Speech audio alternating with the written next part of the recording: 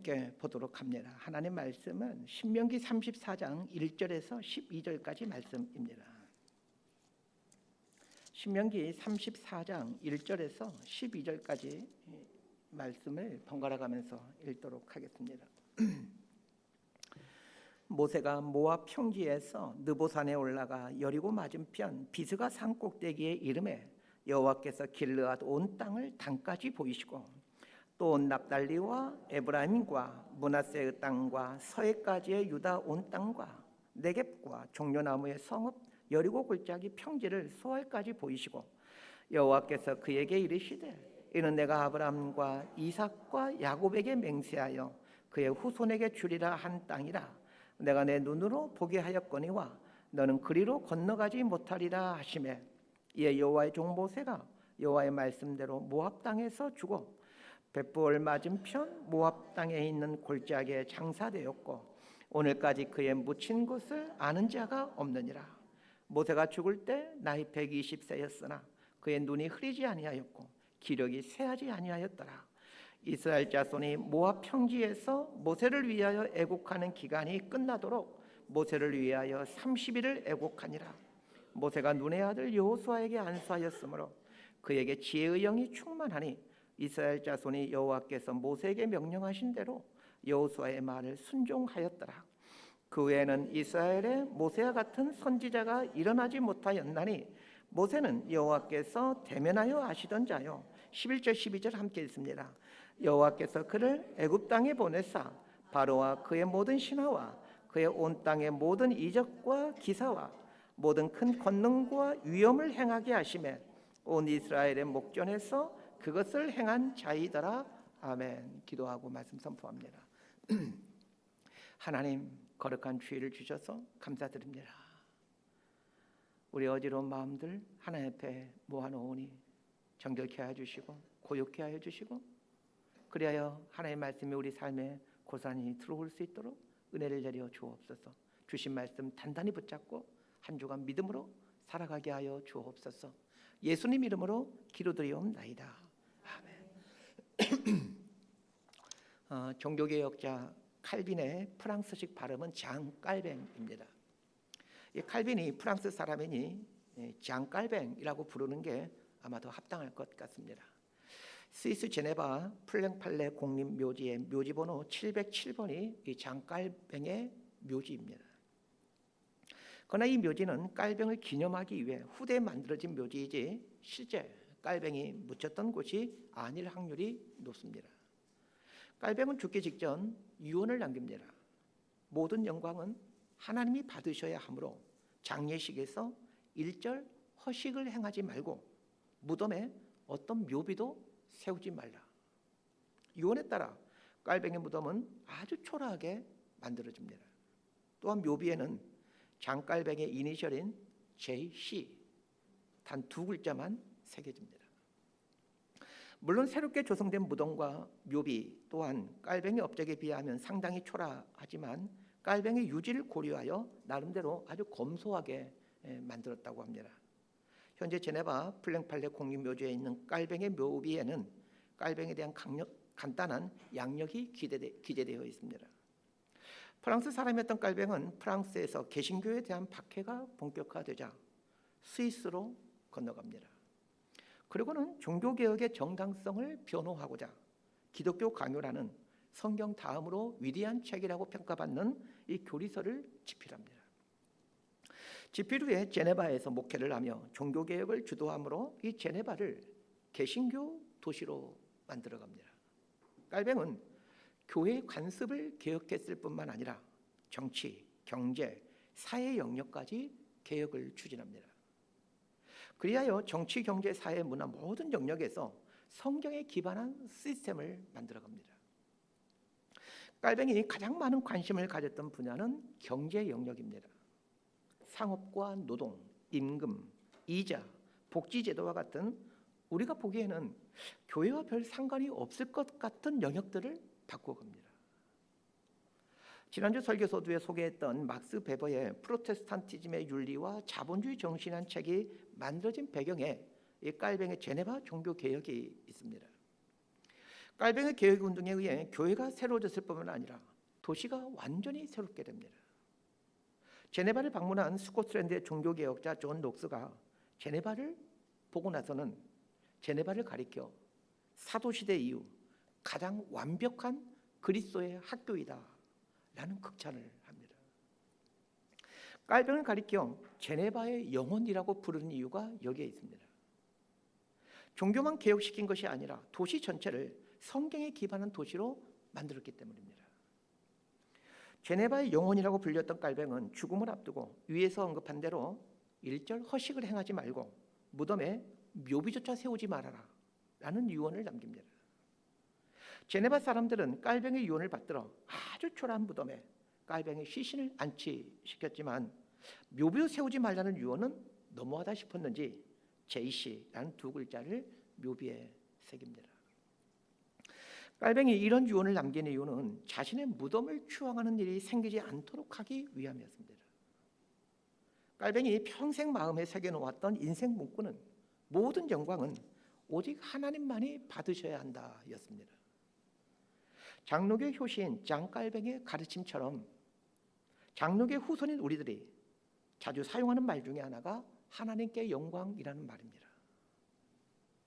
도대체 하나님께 영광을 올려드린다라는 말이 무슨 뜻입니까? 영광이라는 헬라어 독사라는 단어는 생각하다, 여기다, 판단하다, 의견을 가지다라는 뜻의 단어입니다. 하나님께 영광 돌린다라는 말은 하나님을 생각하게 하다, 하나님의 존재를 드러나게 하다라는 뜻입니다.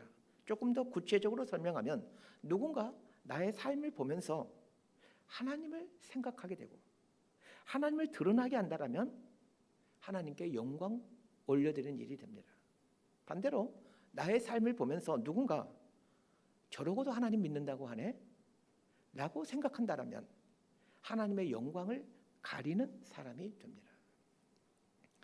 오늘은 신명기 마지막 설교입니다. 신명기 마지막 부분은 모세의 죽음을 다루고 있는데 모세의 죽음을 통해 하나님께 영광 올려드리는 삶을 산다는 것이 무엇인지를 배워갔으면 합니다. 더 나아가 신자는 죽음을 어떻게 준비해야 가는지를 배워갔으면 합니다.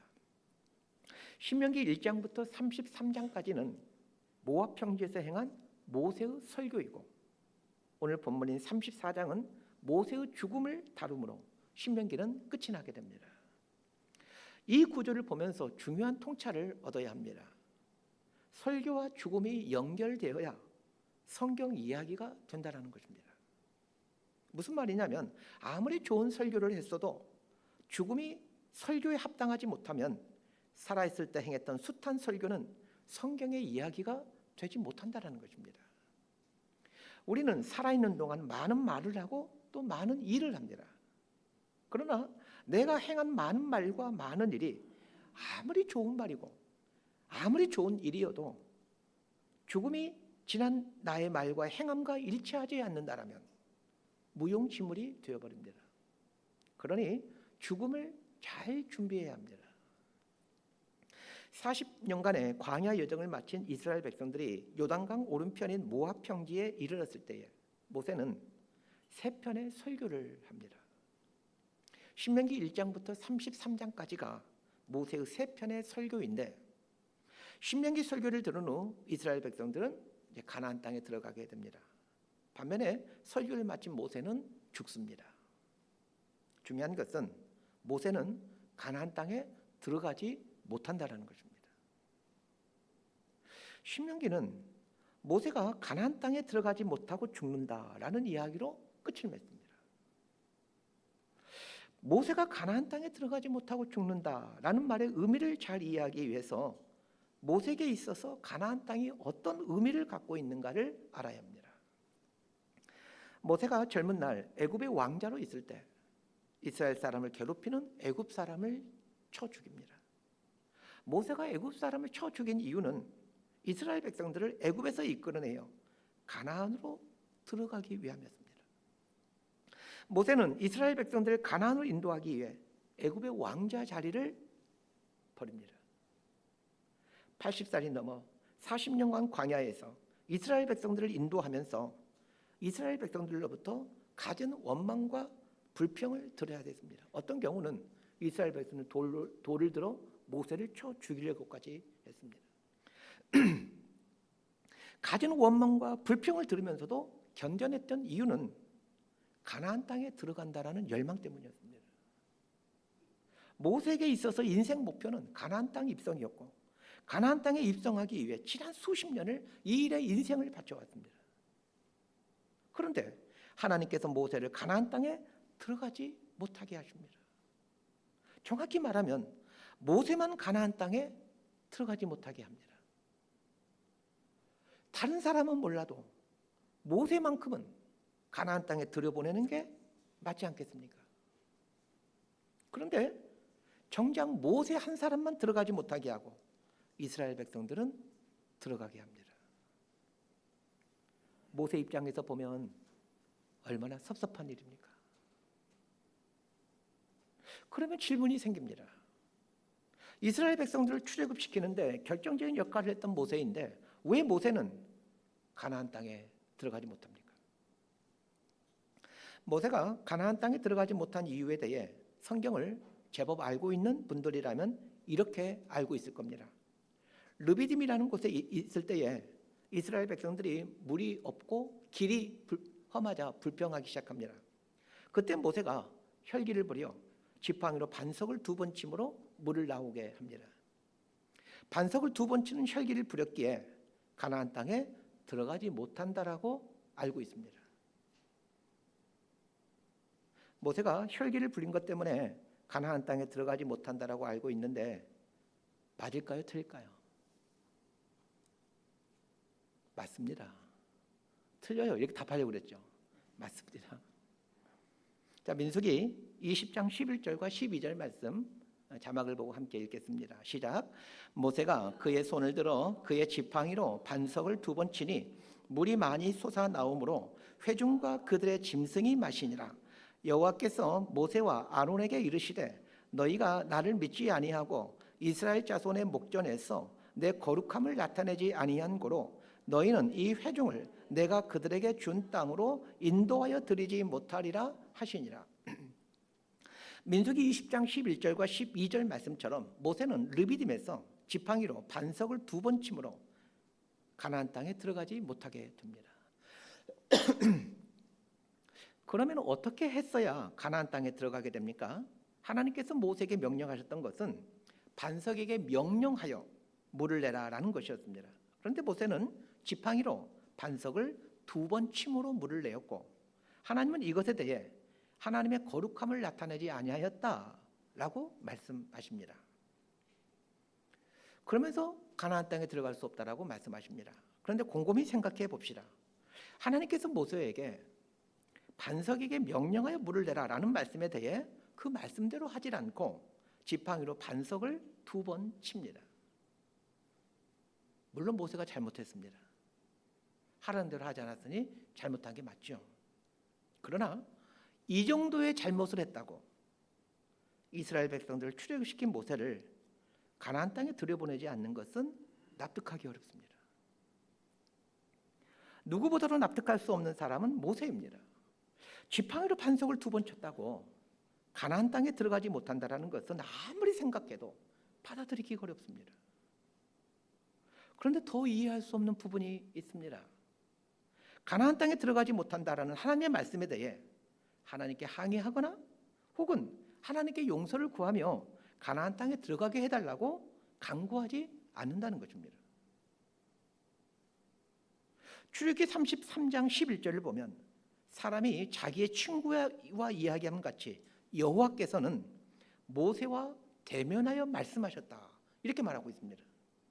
하나님과 모세는 친구 사이처럼 편하게 이야기하는 사이라는 얘기입니다. 그런데 하나님과 이렇게 편하게 이야기하는 사이인데 왜 하나님께 가나안 땅에 들어가게 해달라고 모세는 간구하지 않는 것일까요? 모세는 지난 세월 숱한 경험을 통해 알고 있습니다. 하나님이 행하시는 일은 항상 옳다는 것임을 말입니다. 가나안에 들어가지 못하는 것이 모세에게는 너무나도 섭섭한 일이고 심지어 억울한 일이지만, 그러나 하나님이 하시는 일은 항상 옳다는 것을 지혜로운 모세는 알고 있습니다. 대학생 때 은혜 받고 목회자가 되기로 결단하고 목회자가 되어 30년 이상을 살아왔습니다. 30년 이상을 나름 주님을 위해 열심을 품고 살아보니 이제 조금 알 것 같습니다. 하나님이 하시는 일이 항상 옳다라는 것을 말입니다. 왜 저의 삶인들 모두 다 이해되고 받아들이는 일만 있었겠습니까? 그러나 수십 년 하나님 섬기는 것을 인생 사명으로 삼고 살다 보니 하나님이 하시는 모든 것이 옳다는 것을 알게 됩니다.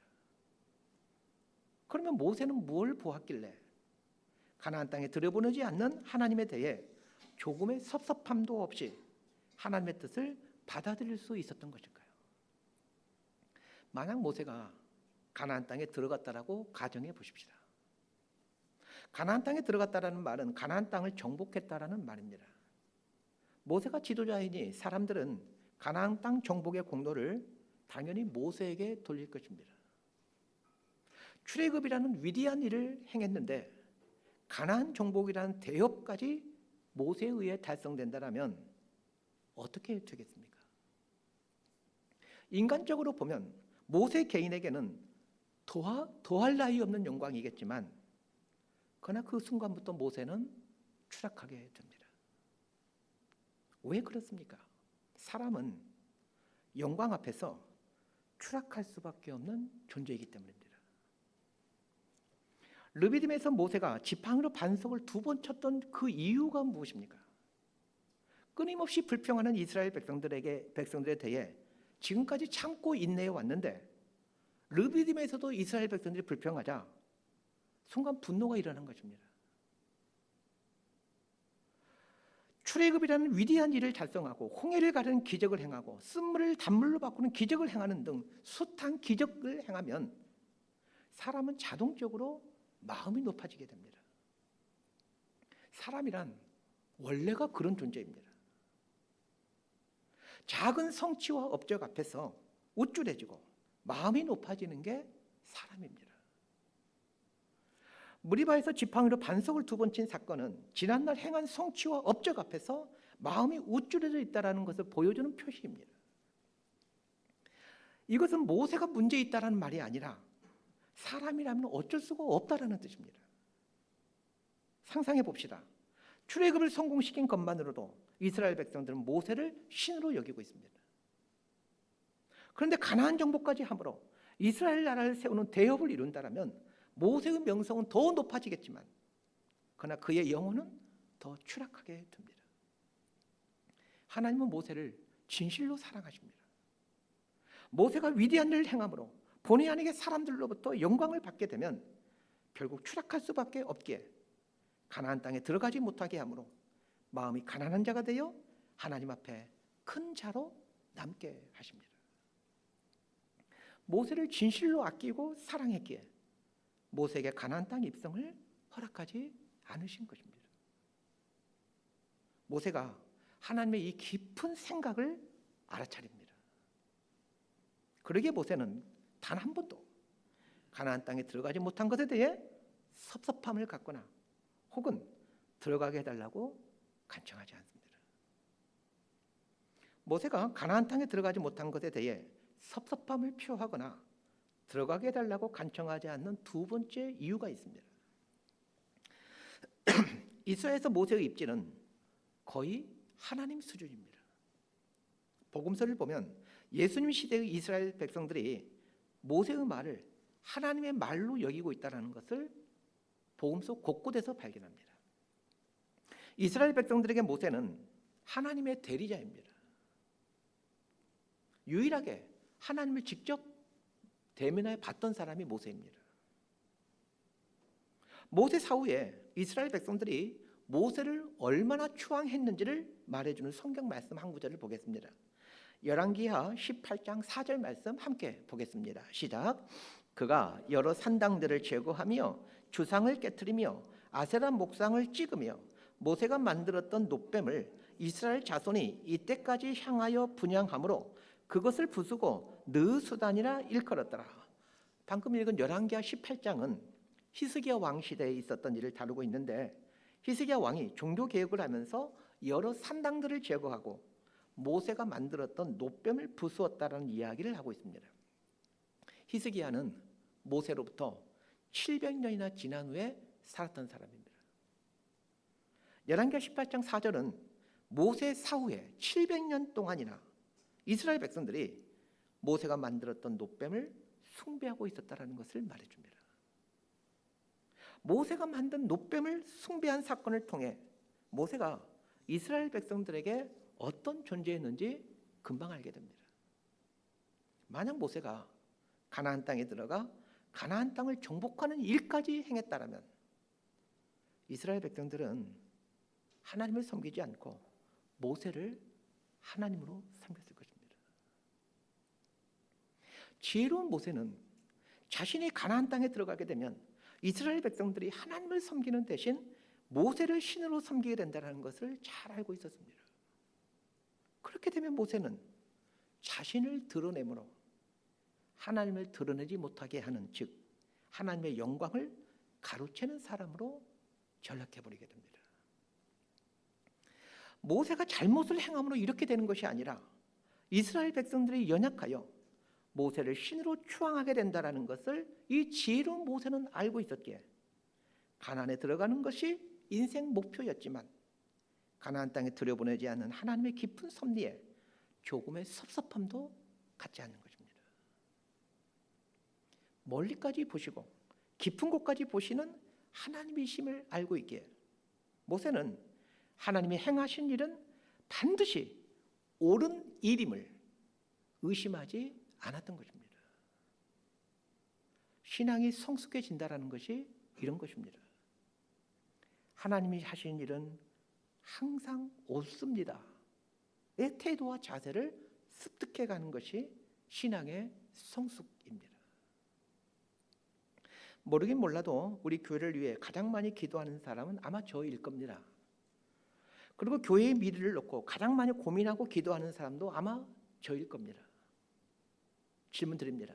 제가 우리 교회를 놓고 여러 가지 내용으로 기도해 왔을 텐데 하나님께서 다 들어주셨을까요? 들어주지 않으셨을까요? 하나님의 교회임에도 하나님께서 다 들어주지 않으셨습니다. 왜 들어주지 않으셨을까요? 저는 알고 있습니다. 저의 기도들을 응답되었을 때 제가 마음이 높아진다는 것을, 그래야 하나님의 영광을 갈 수 있다라는 것을 말입니다. 그것을 알기에 기도에 응답해 주지 않은 것에 대해 감사 기도를 드릴 때가 있습니다. 응답해 주지 않으므로 제 마음을 지켜주셔서 감사하다고 말입니다. 여러분은 어떻습니까? 간절히 기도했지만 기도한 대로 응답되지 않는 것들이 분명 있을 겁니다. 자녀가 좋은 대학에 입학하기를 기도했는데 기도한 대로 되지 않은 것도 있을 것이고, 승진을 위해, 사업을 위해, 건강을 위해 기도했는데 기도한 대로 응답해 주지 않은 것들이 있을 겁니다. 섭섭했을 겁니다. 특히 주님을 위해 열정적으로 헌신한 분일수록 더 섭섭했을 겁니다. 그러나 아셔야 합니다. 멀리 보시고 깊이 보시는 하나님께서 나를 참으로 사랑하셔서 나의 강구대로 되지 않도록 해 주셨다라는 것을 말입니다. 기도한 대로 응답되면 내 인생이 망할 것이기에 기도한 대로 응답되지 않았다라는 것을 알아야 합니다. 한번 저 따라 해봤으면 좋겠습니다. 하나님은 항상 오르십니다. 시작.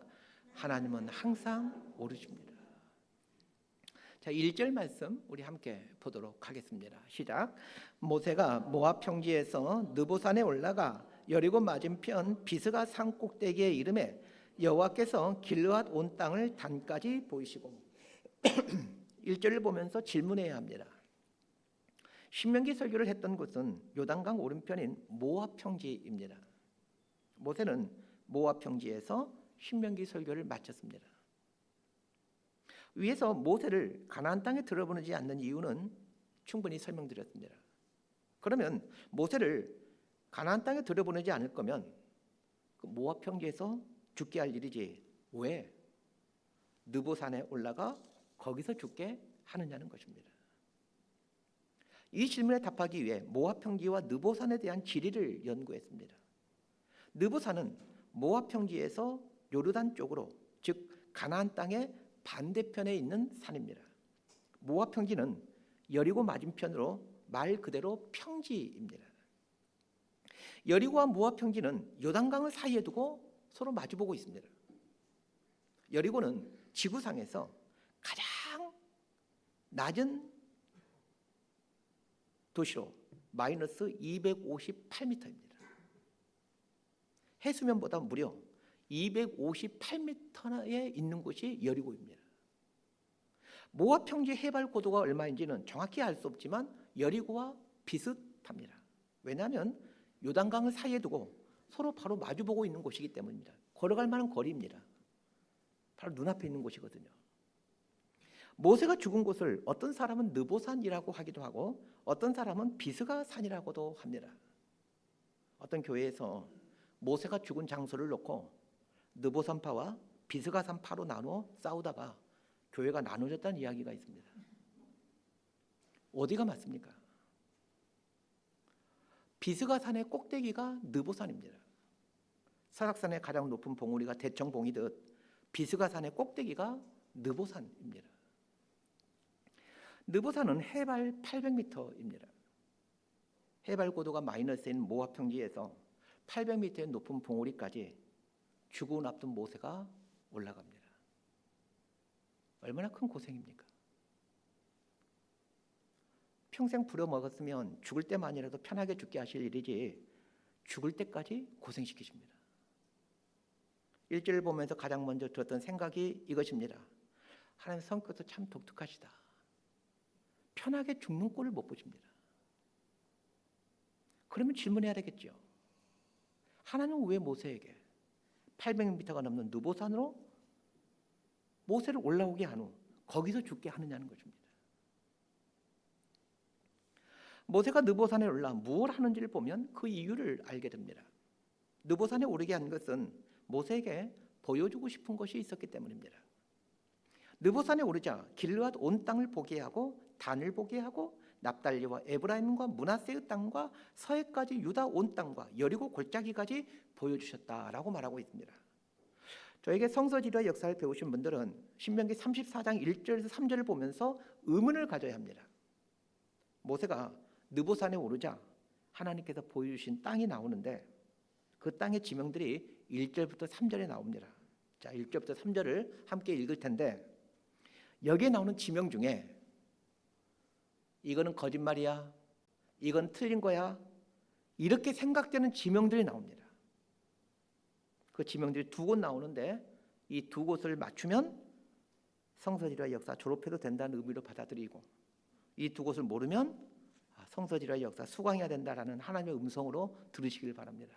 자, 1절부터 3절까지 읽겠습니다. 자, 시작.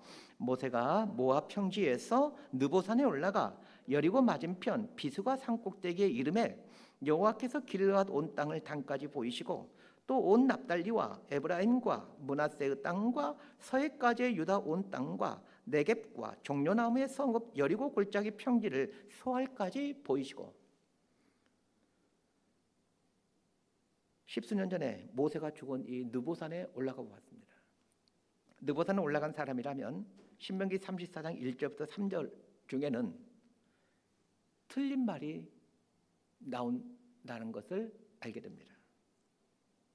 자, 여기 나오는 많은 지명들이 나오는데 두 개의 지명은 틀린 지명입니다. 이건 거짓말이야 이렇게 할 수밖에 없는 지명입니다. 1절 끝에 보면 단이라는 지역이 나오고 2절에 보면 서해가 나옵니다. 서해란 지중해를 말합니다. 자, 느보산에서 단이라는 지역은 보이지 않습니다. 왜 보이지 않을까요?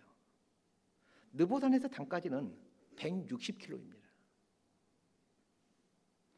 아무리 맑은 날씨라 하더라도 160km에 있는 곳이 보일까요? 불가능할 겁니다. 느보산에서 지중해까지는 서해가 지중해인데 지중해까지는 약 100km입니다. 시력이 3.0 정도 되는 사람이 있을지는 모르겠지만 한 3.0 정도 되는 사람에게 아주 맑은 날씨라면 100km 정도는 볼 수 있을 것 같기도 합니다. 문제는 느보산은 800m 정도 높이인데 이스라엘 땅을 남북으로 관통하는 중앙 산악지대가 1000m 정도입니다. 무슨 말이냐면 느보산에서 지중해가 있는 서쪽을 보면 한 30-40km 앞에 예루살렘, 베들레헴, 세긴과 같은 중앙 산악지대가 남북으로 길게 펼쳐져 있는데 중앙 산악지대 높이가 1000m가 됩니다. 그러니 느보산에서는 중앙 산악지대 너머에 있는 지중해가 보일 수가 없습니다. 만약 느보산이 한 1200m 정도 된다고 하면 지중해를 봤다라는 말이 맞을 수도 있습니다. 그러나 느보산보다 가나안의 중앙 산악지대가 훨씬 더 높기에 지중해를 볼 수 없습니다. 그럼에도 불구하고 성경은 금방 들통날 이 거짓말을 하고 있다는 겁니다. 모세가 느보산에서 단을 보았고 지중해를 보았다라고 말을 합니다. 상식적으로 틀린 말입니다. 그러나 성경을 잘 보면 모세가 보았다라고 말하지 않고 하나님께서 보이셨다라고 말하고 있습니다. 이 부분을 깊이 묵상해 봐야 합니다. 분명 물리적으로는 느보산에서 단이 보이질 않고 지중해가 보이질 않습니다. 그러나 하나님께서 단을 보여주셨고 지중해를 보여주셨습니다. 아마도 단과 지중해는 어떤 환상이나 그림 같은 것으로 보여주지 않았을까 싶습니다. 그 방법이 무엇인지는 모르겠지만 하나님께서 모세에게 단을 보여주셨고 지중해를 보여주셨습니다. 하나님은 이스라엘 백성들이 장차 들어가게 될 가나안 땅 전체를 모세에게 보여주십니다. 여기서 하나님 백성은 무엇을 보며 죽음을 맞이해야 되는지를 배우게 됩니다. 하나님 백성은 하나님께서 장차 하실 일을 보며 죽음을 맞이해야 합니다. 하나님께서 장차 하실 일은 여러 가지가 있습니다. 죽음을 앞둔 본인에게는 영원한 천국으로 들어가는 일이겠죠. 죽음이 가까울수록 나를 영원한 천국으로 인도해 가는 것을 믿음의 눈으로 바라봐야 합니다. 그래서 살 날이 그리 많지 않은 분들은 하나님 영원한 천국에 대한 확신이 더 분명해지도록 저를 붙들어 주옵소서 간구하시기를 바랍니다. 그러나 여기서 그치면 안 됩니다. 남겨진 자들에게 하나님이 행하실 일도 보아야 합니다. 신자에게 있어서 남겨진 자들이란 가족과 교우들입니다. 가족에게 하나님께서 행하실 일이 무엇인지를 보며 죽음을 준비해야 하고 교회에 하나님께서 행하실 일이 무엇인지를 보며 죽음을 준비해야 합니다. 믿음의 사람들이 무엇을 보면서 죽음을 맞이했는지 성경에 나오는 인물들을 샘플로 보도록 하겠습니다. 그들이 무슨 유언을 남겼는지를 보게 되면 그들이 죽음 앞에서 무엇을 보고 있었는지를 알게 됩니다. 자, 창세기 47장에는 야곱이 임종을 앞두고 유언하는 내용이 나옵니다. 창세기 47장 30절 말씀 함께 보겠습니다. 시작. 내가 조상들과 함께 눕거든 너는 나를 애굽에서 메어다가 조상의 묘지에 장사하라. 요셉이 이르되 내가 아버지의 말씀대로 행하리이다. 야곱의 마지막 유언은 자신의 시신을 조상의 묘지에 아버지와 할아버지가 묻힌 곳에 묻어달라는 유언입니다. 사람이 죽으면 조상의 묘지에 장사 지내는 게 당연한 일일 텐데 야곱은 왜 별 의미 없을 것 같은 유언을 하는 것일까요? 지금 야곱이 살고 있는 곳은 애굽입니다. 이집트입니다. 조상의 묘지란 가나안 땅 헤브론에 있는 막벨라 굴입니다. 애굽의 고센 지역에서 가나안 땅의 막벨라 굴까지는 400km가 넘습니다. 서울에서 부산 정도 된다는 얘기입니다. 야곱이 왜 자신의 시신을 400km 이상 떨어진 가나안 땅의 막벨라 굴에 장사 지내라는 유언을 남깁니까? 야곱은 보고 있습니다. 자신의 후손들이 장차 가나안 땅에 들어가 살게 된다는 것을 말입니다. 자신의 후손들이 장차 가나안 땅에 들어가 살게 된다는 것을 보았기에 이것을 후손들이 깨닫도록 하기 위해 야곱은 400km 이상 떨어진 조상의 묘지에 자신을 장사 지내달라고 유언을 합니다. 야곱이 죽음을 앞두고 보고 있는 것이 무엇입니까? 하나님께서 야곱의 후손들을 가나안 땅으로 인도해 가신다는 것을 보고 있습니다.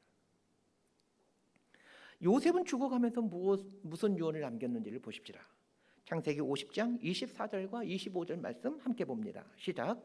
요셉이 그의 형제들에게 이르되 나는 죽을 것이나 하나님이 당신들을 돌보시고 당신들을 이 땅에서 인도하여 내사 아브라함과 이삭과 야곱에게 맹세하신 땅에 이르게 하시리라 하고, 요셉이 또 이스라엘 자손에게 맹세시켜 이르기를 하나님이 반드시 당신들을 돌보시리니 당신들은 여기서 내 해골을 메고 올라가겠다 하라 하였더라. 요셉은 하나님께서 반드시 가나안 땅으로 너희들을 인도하실 것이니 그때 내 해골을 메고 올라가라 하면서 이걸 맹세를 시킵니다. 요셉 또한 죽음을 앞두고 하나님께서 요셉의 후손들을 가나안 땅으로 인도해 가는 것을 보고 있습니다. 오늘 본문의 모세도 그렇고 믿음의 족장인 야곱과 요셉의 임종을 보면 그들은 하나같이 장차 하나님께서 하실 일을 보고 있다는 것을 말해줍니다. 이것은 믿음의 사람들이 죽음을 어떻게 준비해야 하는지를 보여주는 모범 샘플입니다. 신자라면 하나님께서 하실 일을 보며 죽음에 이르러야 합니다. 그러면 어떤 사람이 하나님이 하실 일을 보게 되는 것일까요? 일평생 살아가면서 하나님이 하시는 일을 본 사람만이 죽음을 앞두고 하나님께서 장차 하실 일을 보게 됩니다.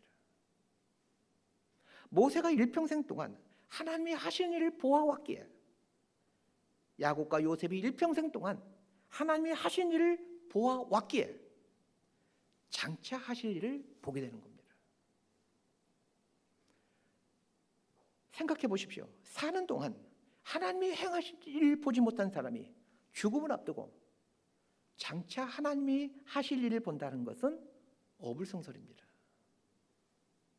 모세가 사는 동안 하나님이 행하신 일을 어떻게 보며 살았는지를 말해주는 구절이 오늘 말씀에 나옵니다. 신명기 34장 7절 말씀을 함께 보겠습니다. 시작. 모세가 죽을 때 나이 120세였으나 그의 눈이 흐리지 아니하였고 기력이 쇠하지 아니하였더라. 모세가 120세에 죽습니다. 모세 당시 사람들의 평균 수명이 얼마였을까요? 모세의 말을 통해 당시 사람들의 수명을 알 수 있습니다. 시편 90편 10절 말씀 우리 함께 읽도록 합니다. 참고로 시편 90편의 저자는 모세입니다. 함께 읽습니다. 시작. 우리의 연수가 70이요 강건하면 80이라도 그 연수의 자랑은 수고와 슬픔뿐이요 신속히 가니 우리가 날아가나이다. 모세 시대 사람들의 수명은 70이었고 강건하면 80이었습니다. 그런데 모세는 120세까지 삽니다. 더 중요한 것은 평균 수명보다 50년을 더 살고 강건한 사람보다 40년을 더 살았는데도 눈이 흐리지 아니하였고 기력이 쇠하지 아니하였다는 겁니다. 당시 사람들의 평균 수명보다 40년, 50년을 더 살았는데 죽음을 앞두고 어떻게 눈이 흐리지 아니하고 기력이 쇠하지 않을 수 있겠습니까? 눈이 흐리지 아니하고 기력이 쇠하지 않았다라는 말은 매 순간 하나님을 힘입어 새 힘을 공급받고 살았다라는 말입니다. 비록 육체는 후패해 갔지만 매 순간 하나님을 붙들고 살았기에 하나님께서 공급해 주시는 새 힘을 받아 눈이 흐리지 아니하였고 기력이 쇠하지 않을 수 있었습니다. 달리 말하면 하나님께서 매 순간 새 일을 행하실 것을 믿고 살았기에 하나님을 붙잡을 수 있었고 하나님을 붙들고 있었기에 하나님으로부터 새 힘을 공급받으며 살 수 있었던 것입니다. 이런 삶을 살았기에 죽음을 앞두고 하나님께서 장차 하실 일들을 볼 수 있었던 것입니다. 상상해 봅시다. 사는 동안 하나님이 하실 일을 늘 보며 살다가 죽음이 다가올 때 하나님께서 장차 하실 일들을 보면서 하나님 품에 안긴다라면 이보다 더 행복한 삶이 어디 있겠습니까? 그 사람에게 죽음이 어찌 두려움일 수 있겠으며 어찌 절망일 수 있겠습니까? 말씀 정리합니다. 모세의 죽음을 곰곰이 생각해 보면 죽음이라는 말보다 퇴장이라는 말이 더 적합하다라는 것을 알게 됩니다. 신명기는 모세가 여호수아에게 안수함으로 자신이 하던 일과 자신에게 부여된 사명을 넘겨준 이야기로 끝을 맺고 있습니다. 하나님의 영원하신 이야기 속에서 모세는 어느 한 토막을 담당했을 뿐입니다. 우리도 마찬가지입니다. 하나님의 영원하신 이야기 속에서 나라는 인생은 어느 한 토막을 맡고 있습니다. 나에게 맡겨진 한 토막을 최선을 다해 완주한 후 다음 주자에게 바통을 넘겨줘야 합니다. 바통을 넘겨준다는 것은 하나님의 이야기는 계속된다는 뜻입니다. 우리가 보아야 될 것은 이 계속되는 하나님의 이야기입니다. 계속되는 하나님의 이야기를 보는 사람에게 죽음은 영원한 종식이 아니라 퇴장일 뿐입니다. 내가 퇴장해야 다음 주자가 무대의 주인공이 되어 하나님의 이 이야기를 펼쳐 나갑니다. 모세의 죽음을 다룬 이야기를 하면서 성경 기자는 아주 흥미로운 이야기를 전해줍니다. 모세가 죽은 후 장사 지냈는데 모세가 묻힌 곳을 아는 사람이 한 사람도 없다라는 이상한 이야기를 합니다. 누군가가 분명 모세를 장사 지냈을 텐데 모세가 묻힌 곳을 아는 사람이 한 사람도 없는 이유가 무엇입니까? 이유는 간단합니다. 모세가 유언으로 자신의 무덤을 사람이 오지 않는 깊은 골짜기에 작고 초라하게 만들어달라고 유언했기 때문입니다. 그렇게 함으로 모세는 이스라엘 백성들이 모세를 추앙하지 않고 오직 하나님만 신앙하며 살도록 자기 자신을 숨겨놓습니다. 사람이 찾아올 수 없는 깊은 골짜기에 자신의 시신을 숨겨놓게 함으로 모세는 오직 친구 되신 하나님만이 찾아오실 수 있게 합니다. 사랑하는 성도 여러분, 나의 삶이 하나님만이 높임받게 하십시다.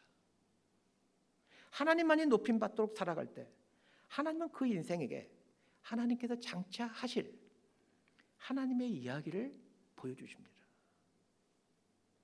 하나님이 장차 하실 일을 보며 남은 생을 살아간다라면 그 사람이 이 시대의 모세입니다. 이렇게 살아가는 저와 여러분의 복된 삶이 되기를 진심으로 소망하고 축복합니다. 기도하겠습니다. 하나님, 우리 인생이 점점 퇴장할 날이 다가오고 있습니다. 다가올 퇴장을 늘 준비하며 살아가는 지혜를 갖게 하옵소서.